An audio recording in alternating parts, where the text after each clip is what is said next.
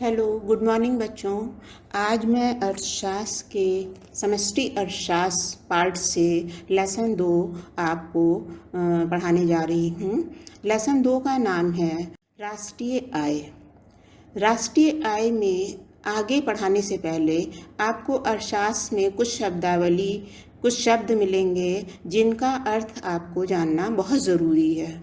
शब्द हैं वो शब्द आर्थिक वस्तुएं हैं और उसमें विभिन्न प्रकार की परिभाषाएं हैं। तो पहली परिभाषा है उपभोग वस्तुएं। उपभोग वस्तुएं वो वस्तुएं हैं जो उपभोक्ता द्वारा अंतिम उपभोग के लिए खरीदी और उपयोग की जाती हैं और जिनका आगे किसी उत्पादन क्रिया में प्रयोग नहीं किया जा सकता है। उत्पादक वस्तुएं वो वस्तुएं हैं जो एक फर्म द्वारा उपभोक्ता वस्तुएं उत्पादित करने के लिए प्रयोग की जाती हैं। नेक्स्ट आता है मध्यवर्ती वस्तुएं। मध्यवर्ती वस्तुएं वो वस्तुएं हैं जिन्हें एक फर्म द्वारा दूसरी फर्म से कच्चे माल के रूप में खरीदा जाता है। नेक्स्ट आता है पूंजीगत वस्तुएं। पूंजीगत वस्तुएं वो वस्तुएं हैं जिनका प्रयोग उत्पादन कार्यों में किया जाता है, ना कि उपभोग के लिए। नेक्स्ट आता है अंतिम उत्पाद। अंतिम उत्पाद का अभिप्राय उन वस्तुओं से है जिनका प्रयोग उपभोक्ता के द्वारा होता है और उन्हें फर्मों द्वारा उत्पादन प्रक्रिया में उन्हें कच्चे माल के रूप में प्रयोग नहीं किया जाता है। कुछ अन्य परिभाषाएं हैं जैसे स्टॉक और प्रवाह। स्टॉक का संबंध एक समय बिंदु अथवा किसी निश्चित समय से होता है, जबकि प्रवाह वो मात्रा है जो एक समय अवधि में मापी जाती है। निवेश से आशय पूंजी के स्टॉक में वृद्धि से है। थर्ड है घिसावट या मूल्यह्रास। उत्पादन प्रक्रिया के दौरान स्थिर परिसंपत्तियों के मूल्य में होने वाली घिसावट को मूल्यह्रास कहते हैं। अब आता है चक्रीय प्रवाह। आय का चक्रीय प्रवाह। इससे मतलब ये है आय के चक्रीय प्रवाह से कि अर्थव्यवस्था के विभिन्न क्षेत्रों में मौद्रिक आय के प्रवाह या वस्तुओं और सेवाओं के चक्रीय रूप में प्रवाह से है। फिर आता है वास्तविक प्रवाह। परिवारों से फर्मों को साधन सेवाओं और फर्मों से परिवारों को वस्तुओं या सेवा का जो प्रवाह होता है उसे वास्तविक प्रवाह कहते हैं। नेक्स्ट आता है मौद्रिक प्रवाह। फर्मों से परिवारों को साधन सेवाओं के बदले मुद्रा में भुगतान और परिवारों से फर्मों को वस्तुओं और सेवाओं के बदले मुद्रा में भुगतान के रूप में जो चक्र चलता रहता है वही आय का चक्रीय प्रवाह कहलाता है। आय के चक्रीय प्रवाह का द्विक्षेत्रीय मॉडल है।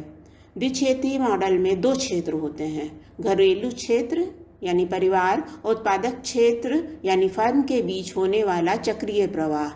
इस चित्र में आप देख रही हैं कि दाहिने साइड में घरेलू क्षेत्र है और लेफ्ट साइड में उत्पाद क्षेत्र है। तो इनके बीच चक्रीय प्रवाह किस तरह से चल रहा है। घरेलू क्षेत्र से मध्य में देखें बचतें जो हैं वो पूंजी बाजार में जाती हैं। पूंजी बाजार निवेश करता है उत्पाद के क्षेत्र में। इसी तरीके से घरेलू क्षेत्र जो भी चीज़ इस्तेमाल करता है, उपभोग करता है, तो वो उत्पाद क्षेत्र से संबंधित होती हैं। और उत्पाद क्षेत्र क्या करता है कि मजदूरी, लाभ और ब्याज और लगान के रूप में वेतन देता है, वो सब घरेलू क्षेत्र के अंतर्गत आता है। अब हम आपको आय का त्रिक्षेत्रीय मॉडल बताने जा रहे हैं। इसमें 3 क्षेत्र होते हैं, परिवार, फर्में और सरकार। फिर से आप चित्र में देखिए, दाहिनी तरफ घरेलू क्षेत्र है, ऊपर सरकारी क्षेत्र है और नीचे उत्पाद क्षेत्र है। इनके बीच में जो एरो से संबंध दिखाए गए हैं, जैसे घरेलू क्षेत्र से बचतें जो है पूंजी बाजार में आई, पूंजी बाजार से ऊपर की तरफ उधारी सरकारी क्षेत्र में गई, सरकारी क्षेत्र से बचतें पूंजी बाजार में आई।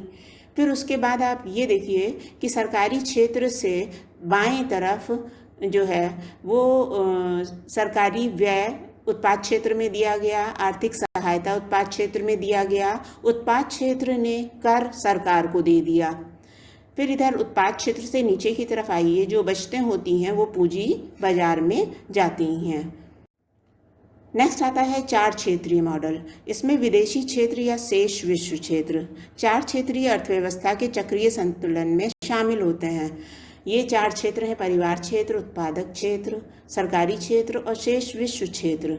चित्र में आप नीचे की तरफ देखिए, ये उद्यम है और ऊपर देखिए राइट साइड में तो सरकार है और घरेलू क्षेत्र ऊपर है टॉप में, और उद्यम के साइड में देखिए आप लेफ्ट में देखिए तो ये शेष विश्व क्षेत्र है।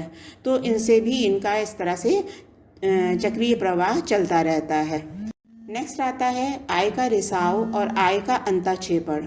आय का रिसाव आय का वो भाग है जो आय के चक्रीय प्रवाह में खर्च नहीं किया जाता है और प्रवाह से बाहर कर दिया जाता है। आय का अंतःक्षेपण आय में होने वाली वो वृद्धि है जो चक्रीय प्रवाह में बाहर से किसी और स्रोत द्वारा होती है। अब इनका महत्व देखिए, चक्रीय प्रवाहों का क्या महत्व होता है। देश की राष्ट्रीय आय की गणना में सहायक है, मौद्रिक नीति में इसका महत्व है, अर्थव्यवस्था में संतुलन बनाए रखने की दृष्टि से राजकोषीय नीति में इसका महत्व है, आय और रोजगार सिद्धांत का प्रतिपादन इन सबसे होता है चक्रीय प्रवाह से, अंतर्राष्ट्रीय व्यापारिक नीतियों का आधार है, उत्पादन आय और व्यय की तिहरी समानता अर्थात उत्पादन बराबर आय बराबर व्यय से संबंधित है।